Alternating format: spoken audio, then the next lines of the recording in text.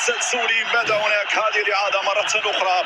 نعم نعم نعم نعم، فيها تسلل فيها تسلل فيها تسلل فيها تسلل. اسماعيل الصيبري الحكم يقول لك فيها وضعية تسلل في اللقطة الماضية. لحظة خروج الكرة من عبد الصمد الزلزولي طبعا في انتظار التأكيد.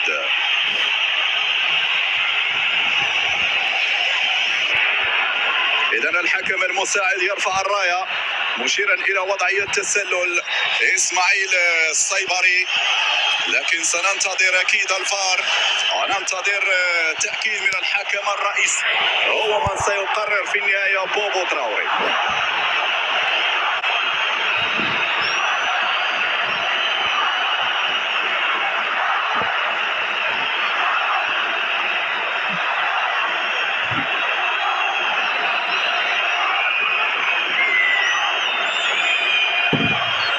لا زال الترقب يسود المباراة، لا زال الترقب لقرار الحكم بوبو تراوري. لا زال اسماعيل الصيبري ينتظر لاعب المنتخب التنزاني في نقاش مع الحكم، لكن في النهاية هناك فار يدقق يفصل في العملية في نهاية المطاف. نعم فيها وضعية تسلل، هي كانت واضحة على فكرة، واضحة رأسيتك وتقدمك يا اسماعيل الصيبري، وبالتالي قرار سليم هنا بوجود وضعية تسلل.